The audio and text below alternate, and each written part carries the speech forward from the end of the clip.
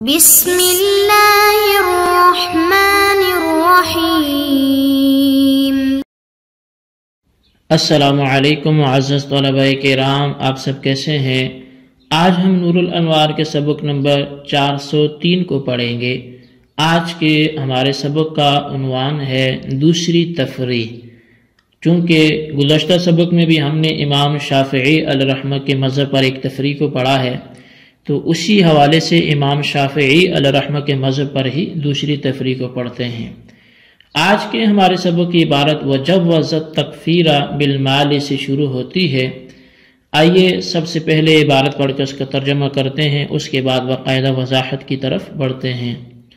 مصنف علیہ رحمہ لکھتے ہیں وجوز التکفیر بالمال قبل الحنس،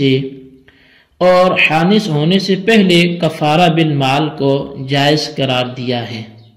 تفریع آخر لہ،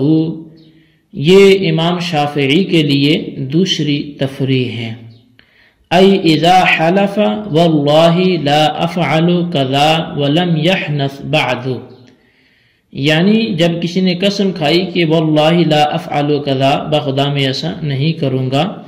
اور ابھی تک حانث نہیں ہوا، وکفر بمال یصح عندہ، اور کفارہ بالمال ادا کر دیا تو امام شافعی کے نزدیک یہ صحیح ہوگا۔ وَيُعْبَأُ بِهَا بَعْدَ الْحِنْسِ لِأَنَّهُ قَدْ وُجِدَ السَّبَبُ وَهُوَ الْيَمِينُ إِذْ عِنْدَهُ الْيَمِينُ سَبَبٌ لِلْكَفَارَةِ وَالْحِنْسُ شَرْطٌ لَهَا وَالتَّعْلِيقُ بِالشَّرْطِ مُقَدَّرٌ فَكَأَنَّهُ قَالَ الْحَالِفُ ان حنثت فعلی کفارۃ یمین، تو فرمایا کہ اور حانث ہونے کے بعد کفارہ کا اعتبار کیا جائے گا، اس لیے کہ سبب یعنی یمین موجود ہے، کیونکہ امام شافعی کے نزدیک جو ہے وہ کفارے کا جو ہے وہ یہی سبب ہے، اور حانث ہونا کفارے کے لیے شرط ہے، اور تعلیق بالشرط جو ہے وہ مقدر ہے۔ گویا حالف نے یوں کہا ہے کہ اگر میں حانث ہو گیا تو مجھ پر کفارہ یمین ہے۔ فَإِذَا وُجِدَ السَّبَبُ يَصِحُّ الْحُكْمُ مُرَتَّبًا عَلَيْهِ، تو پس جب سبب پایا گیا تو اس پر مرتب کرتے ہوئے حکم بھی صحیح ہوگا۔ وَعِنْدَنَا الْيَمِينُ سَبَبٌ لِلْبِرِّ وَإِنَّمَا يَنْعَقِدُ سَبَبًا لِلْكَفَارَةِ بَعْدَ الْحِنْسِ فَكَانَ الْحِنْسُ سَبَبًا لَهَا وَإِنَّمَا قَيَّدَ بِالْمَالِ لِأَنَّ نَفْسَ الْوُجُوبِ يَنْفَكُّ عَنْ وُجُوبِ الْأَدَاءِ فِيهِ عَلَى زَعْمِهِ كَالثَّمَنِ الْمُؤَجَّلِ يَثْبُتُ نَفْسُ وُجُوبِهِ بِمُجَرَّدِ الذِّمَّةِ وَلَا يَثْبُتُ وُجُوبُ الْأَدَاءِ إِلَّا عِنْدَ وُجُودِ الْأَجَلِ۔ اور فرمایا جی کہ ہمارے نزدیک یمین جو ہے وہ قسم پوری ہونے کا سبب ہے، اور کفارے کا سبب حانث ہونے کے بعد ہوتا ہے، لہٰذا حانث ہونا کفارے کا سبب ہوا۔ مصنف نے کفارہ کو مال کے ساتھ مقید کیا ہے، اس لیے کہ امام شافعی کے خیال کے مطابق مال میں نفس وجوب ادا سے جدا ہوتا ہے، جیسے ثمن مؤجل کے اس کا نفس وجوب محض ذمہ دار ہونے سے ثابت ہوتا ہے، اور وجوب ادا ثابت نہیں ہوگا مگر مدت معینہ آنے کے بعد۔ ففی الکفارۃ المالیۃ ایضا یمکن ان یثبت نفس الوجوب بالحلف ووجوب الاداء یکون بعد حنثہ بخلاف البدنی فإن نفس الوجوب لا ينفك عنه وجوب الاداء فیکونان معا بعد الحنث۔ پس کفارہ مالیہ میں بھی یہ ممکن ہے کہ نفس وجوب حلف سے ثابت ہو اور وجوب ادا حنث کے بعد ہو، برخلاف کفارہ بدنیہ کے، کیونکہ اس میں نفس وجوب سے وجوب ادا جدا نہیں ہوتا، چنانچہ حنث کے بعد دونوں کا ظہور ایک ساتھ ہوگا۔ اور اس کے بعد احناف کے والے سے فرمایا کہ وَنَحْنُ نَقُولُ هَذَا الْفَرْقُ سَاقِطٌ لِأَنَّ ذَاتَ الْمَالِ إِنَّمَا تقصد في حقوق العباد وأما في حقوق الله فالمقصود هو الأداء فيكون كالبدني لا ينفك فيه نفس الوجوب عن وجوب الأداء۔ اور ہم کہتے ہیں کہ فرق ساقط اعتبار ہے، کیونکہ حقوق العباد میں نفس مال ہی مقصود ہوتا ہے اور حقوق اللہ میں ادا مقصود ہے، لہذا کفارہ مالیہ کفارہ بدنیہ کی طرح ہوگا، اس میں بھی نفس وجوب ادا سے جدا نہیں ہوگا۔ جی طلبہ کرام، یہ تھی ہمارے آج کے سبق کی عبارت، اس کا ترجمہ۔ آئیے اب اس کی وضاحت کی طرف بڑھتے ہیں۔ مصنف علیہ رحمہ لکھتے ہیں کہ حضرت امام شافعی علیہ رحمہ کے مذہب پر دوسری تفریع یہ ہے کہ اگر کسی شخص نے قسم کھائی واللہ لا افعل کذا، کہ اللہ کی قسم میں ایسا نہیں کروں گا، اور حانث ہونے سے پہلے ہی کفارہ بالمال ادا کر دیا یا 10 مساکین کو کھانا کھلا دیا یا پھر 10 مساکین کو کپڑا پہنا دیا، تو حضرت امام شافعی علیہ رحمہ کے نزدیک یہ کفارہ معتبر ہوگا، اور حانث ہونے کے بعد کفارے کا اعادہ کرنا یہ واجب نہیں ہوگا۔ اور دلیل اس کی یہ ہے کہ امام شافعی علیہ رحمہ کے نزدیک کفارے کا سبب یمین ہے، یعنی یمین منعقد ہوتے ہی کفارے کا نفس وجوب جو ہے وہ ثابت ہو جاتا ہے، اور کفارے کے لیے حانث ہونا شرط ہے اور تعلیق بھی شرط مقدر ہے۔ گویا حالف نے یوں کہا کہ ان حنثت فعلی کفارۃ یمین، کہ اگر میں حانث ہوا تو مجھ پر کفارہ یمین وہ لازم ہے۔ پس جب کفارہ کے نفس وجوب کا سبب یعنی یمین موجود ہے،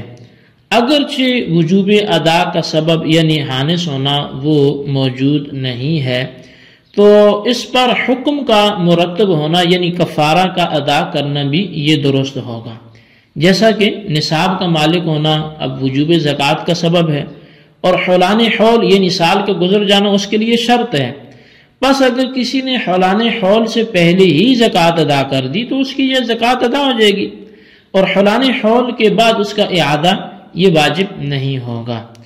اب شارح علیہ رحمہ فرماتے ہیں کہ احناف کے نزدیک یمین کفارے کا سبب ہے ہی نہیں ہے، بلکہ قسم پورے ہونے کا سبب ہے، اور کفارے کا سبب جو ہے وہ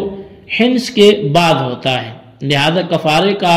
سبب وہ حانث ہونا ہوگا، اور یہ بات مسلم ہے کہ سبب سے پہلے مسبب متحقق نہیں ہوتا، جیسا کہ نماز یہ وقت پر مقدم نہیں ہو سکتی، لہذا